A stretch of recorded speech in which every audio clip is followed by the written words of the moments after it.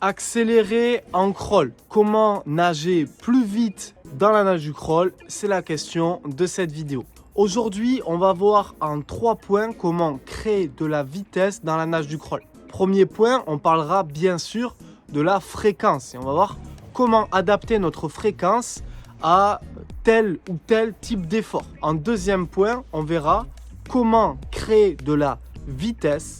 Et en 3, on verra quel type de série pratiquer à l'entraînement pour nager plus vite. Comme vous l'avez compris, on se concentre aujourd'hui sur la vitesse et l'accélération. Cette vidéo s'adresse à toutes les personnes qui sont capables de maintenir une allure correcte sur une très longue distance, mais qui ne comprennent pas pourquoi ils n'arrivent pas à nager plus vite ou à accélérer quand ils le souhaitent. Avant de commencer la vidéo, le traditionnel pouce bleu pour montrer votre soutien à cette chaîne et créer une partie 2 au bout de 1500 pouces bleus. Donc allez-y sur les pouces. Et aussi n'oubliez pas de vous abonner à cette chaîne YouTube pour retrouver toutes les prochaines vidéos.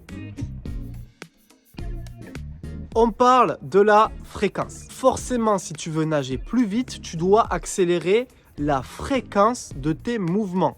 Maintenant, il y a un piège à connaître et dans lequel vous ne devez pas tomber. Le piège est d'augmenter votre fréquence, mais de dégrader en même temps votre technique ou votre amplitude. Nous, ce qu'on aimerait, c'est être capable de faire des mouvements plus rapidement, mais sur une super technique et sur une super amplitude. Ce que j'appelle l'amplitude, c'est la capacité à s'allonger loin devant et à dégager loin derrière. Donc, on souhaite améliorer notre fréquence, oui, mais on souhaite aussi garder une énorme amplitude de mouvement. La fréquence que vous allez déployer ne sera pas la même sur 1500 mètres ou sur 200 mètres, ni sur 100 mètres, ni sur 50 mètres. Plus la distance est courte et plus vous souhaitez aller vite, donc rentrer dans de l'explosivité pure, plus la fréquence sera élevée. A l'inverse, sur des distances plus longues, comme un 800 mètres, un 1500 mètres ou un 3800 mètres, on aura une fréquence plutôt faible. À vous d'adapter votre fréquence à l'allure sur laquelle vous souhaitez vous caler. Un autre exemple, je suis par exemple en fin de course, je suis à la fin de mon 800 mètres, ben forcément je vais augmenter la fréquence sur le dernier 50 et encore plus sur le dernier 15 mètres pour aller grappiller mes secondes. Deuxième élément pour être capable d'accélérer, la force que vous déployez sous l'eau. Un mouvement de bras sous l'eau en crawl doit être progressif dans son allure et dans sa force. Exemple, je ne tire pas comme ça de manière unie ou alors je vais un petit peu passer à travers l'eau si je fais ça. Je vais préférer prendre tranquillement de la masse d'eau et du volume, puis boum, le dégager de plus en plus fort, loin derrière. La force que vous exercez sous l'eau est super importante et aussi comment vous l'exercez.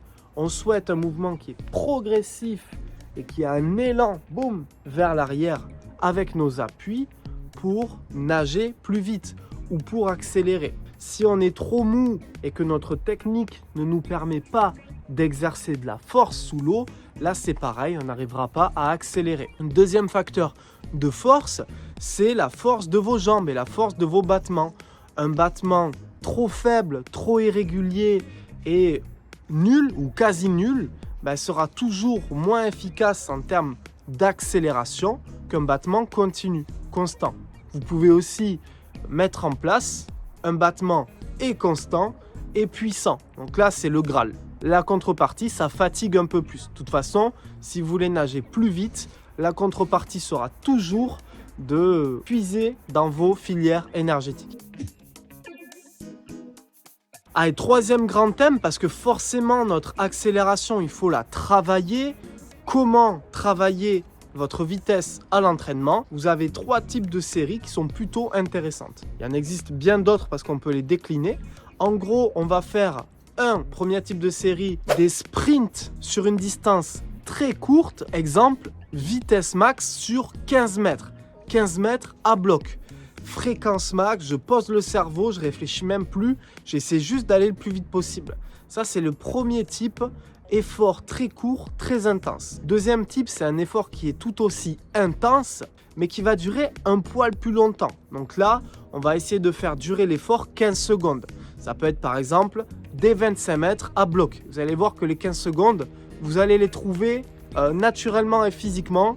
Vous allez voir qu'il y a un palier au bout de 15 secondes qui se passe. Troisième type de série, c'est les séries les plus difficiles. C'est un effort intense, moins explosif que les deux types de sprint que je vous ai cités juste avant, mais qui reste quand même très coûteux, voire même le plus coûteux. Exemple, lactique, je fais un effort intense, prolongé, 100 mètres à bloc.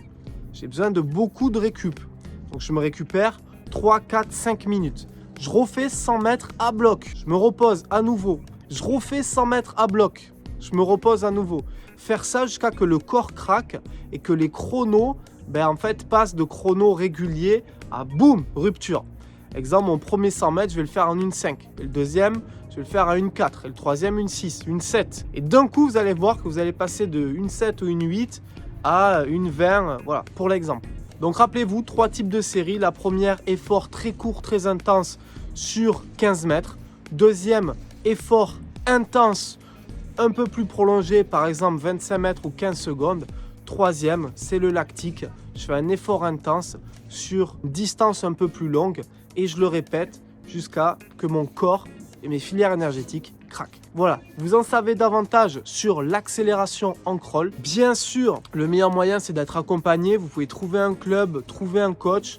Vous avez aussi mes programmes en ligne, donc le pack efficacité est très représentatif du thème de la vitesse et de l'accélération. Et aussi, vous pouvez venir en stage pour profiter d'un maximum de conseils techniques. C'était Malcolm, je vous dis à très bientôt. Ciao.